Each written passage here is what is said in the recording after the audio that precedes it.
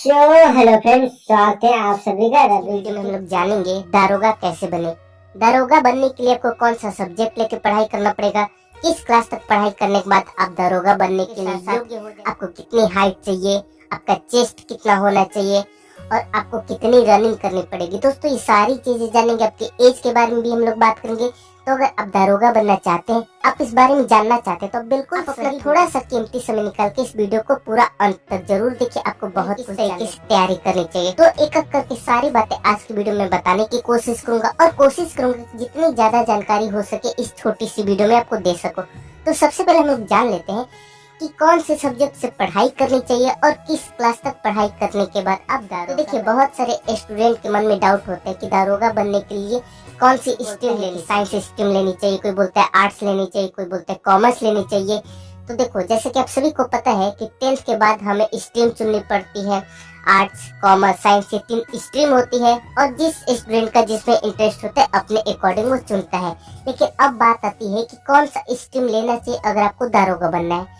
तो देखो आपको एक चीज मैं यहाँ पे क्लियर कर देना चाहूंगा कि दारोगा बनने के लिए ऐसा कोई निर्धारित नहीं किया गया कि आपको आर्ट्स स्ट्रीम ही लेके पढ़ाई करनी है या फिर आपको साइंस स्ट्रीम ही लेके पढ़ाई करनी है या फिर आपको कॉमर्स स्ट्रीम ही लेके पढ़ाई करनी है। मेरे कहने का मतलब है आप किसी भी स्ट्रीम से पढ़ाई करके दारोगा बन सकते हो। अगर आपने 10th के बाद आर्ट्स लिया था, कॉमर्स लिया था, साइंस लिया था, तो उससे कुछ भी फर्क नहीं पड़ता। आप किसी भी सब्जेक्ट से पढ़ाई करके दारोगा बनने का अपना सपना पूरा कर सकते हो। कि किस क्लास तक आपको पढ़ाई करनी पड़ेगी। बहुत सारे लोगों को लगता है, बहुत सारे स्टूडेंट कमेंट करके पूछते हैं कि 12th के बाद दारोगा बन सकते हैं कि नहीं, 10th क्लास पास करने के बाद दारोगा बन सकते हैं कि नहीं।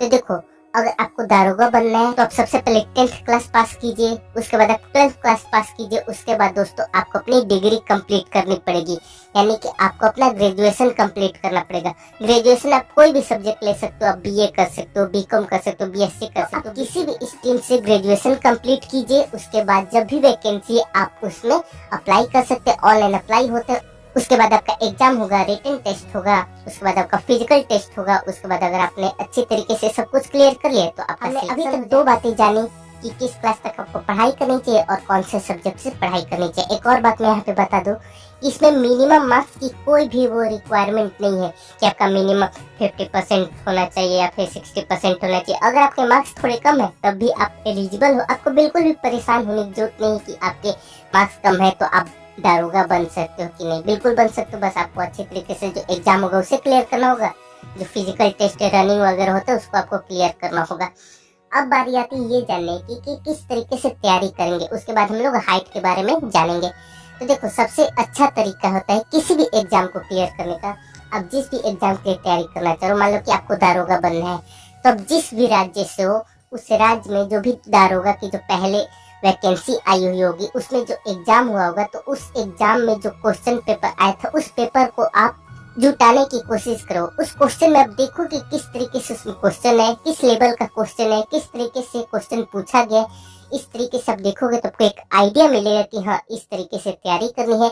और सबसे इम्पोर्टेंट बात, आप उस क्वेश्चन को प्रैक्टिस करोगे तो आपको खुद का लेवल पता चलेगा कि आपसे कितने क्वेश्चन सॉल्व हो पा रहे हैं, आपको कितना टाइम लग रहा है। जो भी आपके वीक पॉइंट्स है उस पर आपको मेहनत करना होगा, जो आपकी स्ट्रेंथ है उसको बनाए रखोगे। तो इस तरीके से आप प्रैक्टिस करते रहोगे, अपनी तैयारी करते रहोगे तो आपका धीरे धीरे लेवल बढ़ता जाएगा।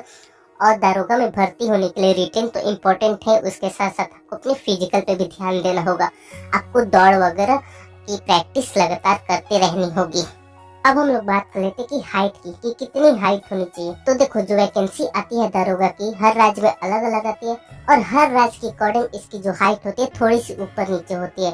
हालांकि जो नॉर्मल हाइट होती है वो मैं आपको बता दूं 168 सेंटीमीटर होती है। 168 सेंटीमीटर, किसी किसी राज्य में इसमें आपको 2-3 सेंटीमीटर कम हो सकते हैं, फिर किसी किसी में 170 सेंटीमीटर हो सकते हैं। और उसके साथ साथ दोस्तों आपके चेस्ट की बात करें तो जो मेल कैंडिडेट है उनके लिए जो चेस्ट की जो मेजरमेंट होनी चाहिए 79 सेंटीमीटर नॉर्मल पोजीशन में और एक्सपेंशन करने के बाद आपका 84 सेंटीमीटर होना चाहिए। फीमेल की हाइट की बात करें तो फीमेल में जो हाइट होती है 152 सेंटीमीटर होती है। इसमें भी थोड़ी सी ऊपर नीचे हो सकती है आपकी स्टेट के अकॉर्डिंग। अब बारी आती है ये जानने की रनिंग कितनी होती है और एज लिमिट क्या है। देखो तो जो वैकेंसी आती है उसमें जो एज लिमिट होती है 21 साल से लेके 28 साल के बीच होती है। रनिंग की बात करें मेल कैंडिडेट के लिए तो इसमें आपको 4.8 किलोमीटर दौड़ना होता है, उसके लिए आपको 28 मिनट का समय मिलता है। अगर हम फीमेल कैंडिडेट की बात करें तो 2.4 किलोमीटर की रनिंग होती है, उसमें आपको 16 मिनट का समय मिलता है। जैसे कि मैंने पहले ही बताया कि ये सारी चीज थोड़ा सा ऊपर नीचे हो सकता है अपने स्टेट के अकॉर्डिंग, तो जब भी वैकेंसी उसका एक बार नोटिफिकेशन आपको पूरी तरीके से पढ़ना चाहिए। तो दोस्तों ये पूरा प्रोसेस है। सबसे पहले आप अपनी ग्रेजुएशन कंप्लीट कीजिए, उसके बाद जब भी वैकेंसी है उसमें आपको ऑनलाइन अप्लाई करना होगा। आप रिटन एग्जाम क्लियर कीजिए, आप फिजिकल टेस्ट क्लियर कीजिए। उसके बाद अगर आपने ये सब अच्छे तरीके से कर लिया तो आपका डॉक्यूमेंट्स वेरिफिकेशन होगा, उसके बाद आपको ट्रेनिंग पर भेज दिया जाएगा, उसके बाद आपकी ज्वाइनिंग हो जाएगी। तो ये पूरा प्रोसेस है एक दारोगा बनने का। अगर आपको ये वीडियो पसंद है तो इस वीडियो को लाइक कर दीजिए, कमेंट करके बताइए कि आपको ये वीडियो कैसी लगी, और कमेंट में अपने स्टेट का नाम जरूर से आप बताइए कि आप किस कमेंट करके जरूर बताइए, और उसके साथ साथ इस चैनल को सब्सक्राइब करके बेल आइकन प्रेस कर दीजिए। आप सभी ने इस वीडियो को देखा, आपका बहुत बहुत धन्यवाद।